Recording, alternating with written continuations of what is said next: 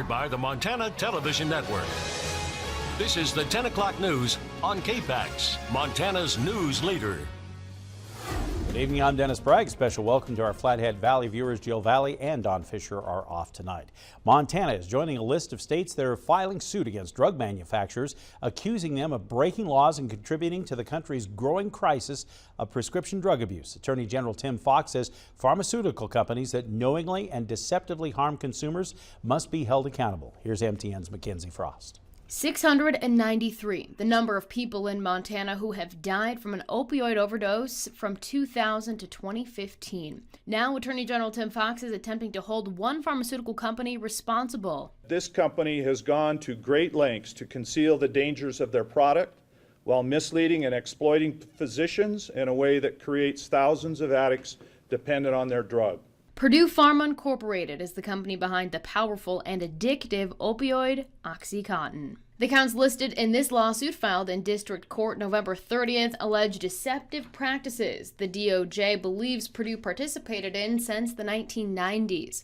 Purdue's website has multiple listings about the company's commitment to safe and responsible use of opioids, but Fox says that has not been the case. Designed to manipulate physicians to ensure that their patients are prescribed OxyContin without making those physicians or patients adequately aware of the dangers of the addiction. The money sought in this suit will help the state move forward from the impacts of the opioid crisis. Be anything from law enforcement to treatment to drug courts, could be pretty much anything. Monday's announcement follows a laundry list of other states that have filed similar suits against Purdue and other drug companies and distributors, including Ohio, Washington, New Jersey, New Hampshire.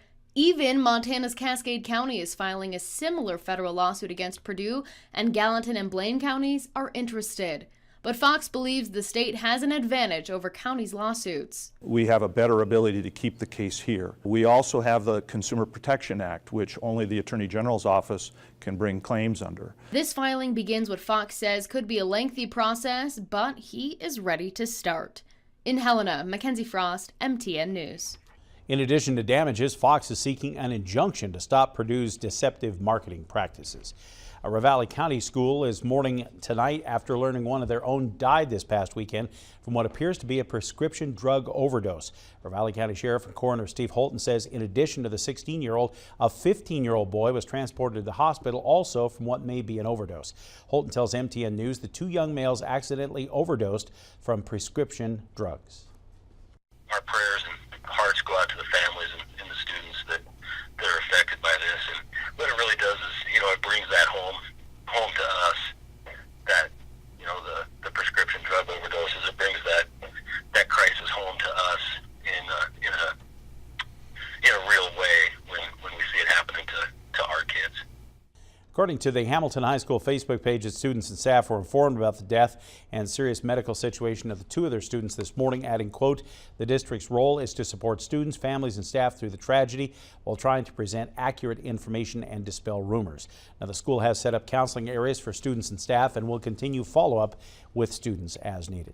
Well, it certainly felt like winter out there today, didn't it? That cold wind and these dry and chilly conditions are going to stick around. Russ Thomas joins us now with the first forecast. Russ? Yeah, that's right. We are going to continue to be dry for the next several days. We'll get to that in just one second. Let's go ahead and take a look at our satellite and radar image show you we've got for you. And again, you can see clouds still filtering into the air from north and west. However, what we're going to see is over the next 24 hours to 36 hours, clouds really kicking out as we see an upper level ridge building in.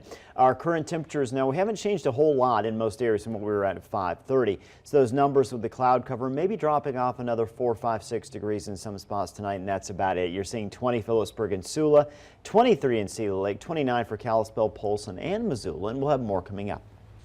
Faced with a squeeze between available funds and a growing number of athletes, leaders of Special Olympics Montana are being forced to cancel this year's State Winter Olympics in Whitefish. For years now, the Special Olympics athletes from all over Montana would flock to Whitefish Mountain Resort in the waning days of winter to compete in alpine skiing, snowshoe races, and other events at a state level. But over the weekend, Special Olympics leaders announced they've decided to call off plans for the 2018 State Winter Games, which had been scheduled for this coming March. In a statement on the Special Olympics Montana website, President Bob Norby explained the games had seen significant growth and expansion, putting the organization in the position of rethinking how best to serve athletes with the available money and fan base providing those volunteers. So this year's Special Olympics will be encouraging local organizations to host their own winter games, with the idea that top finishing athletes would be invited to a statewide competition every 4 years. After months of debate, the Kalispell City Council unanimously passes a plan to shape the future of downtown. The plan provides an outline of what downtown Kalispell should look like now that most of the through traffic has been shifted to the bypass. Some of the most talked about parts of the plan were what to do with the couplet around the courthouse, how many lanes there should be on Main Street, and steps to make downtown safer for pedestrians. City Manager Doug Russell explains that there's nothing in this plan that's set in stone, but it's just a good reference of how to move forward with the revitalization of downtown Kalispell. And the Kalispell City Council approves of a plan to turn operation of the city airport over to a users association, but local pilots aren't too happy with the move. The new lease agreement is the latest in a long fight over how to manage the future of the city's airport. City leaders believe transferring the operation over to a to-be-formed users association would limit the city's financial risk and responsibility to either close the airport or buy out the remaining hangar leases.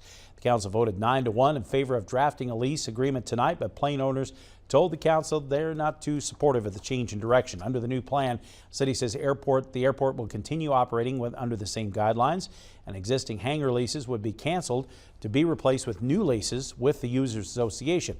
The overall lease would be for 20 years with an optional 10-year extension if things go well.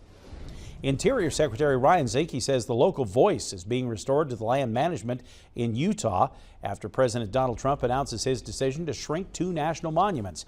It's a move that sparked heated protests today in Salt Lake. Jamie Yukas reports. The view is breathtaking. A land of cultural richness, beauty, and solitude. For Mary Benelli, Bears Ears is home. This place is so sacred to the Native Americans. People need to be here to see it and feel the healing. Benelli is a descendant of the Navajo and Hopi, which were among the tribes that convinced President Obama to set aside more than 1 million acres to create Bears Ears National Monument. I look around and say, wow, little old us, we did this. Somebody actually listened to us in Washington and now? did what we asked. And now this is the move by the Trump administration to drastically shrink the amount of land protected at Bears Ears from 1.35 million acres to just over 200,000. And the equally stunning Grand Staircase Escalante National Monument in southern Utah by half. But there are those who prize what lies underneath the land: oil, gas, uranium, which is why the quiet land is now surrounded by so much noise. So do you, President Trump and Secretary Zinke, are?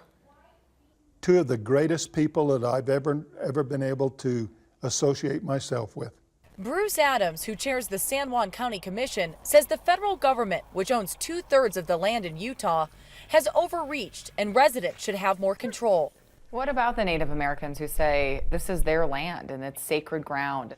I applaud the fact that they want that protection. I just simply think that that protection exists. I cherish the land. But for Navajo elder Willie Gray Eyes, stripping away protection would leave a deep scar. Not only within myself, but my nation and probably all the Native Americans. This is Grand Staircase Escalante. Former President Clinton declared this a monument more than 2 decades ago.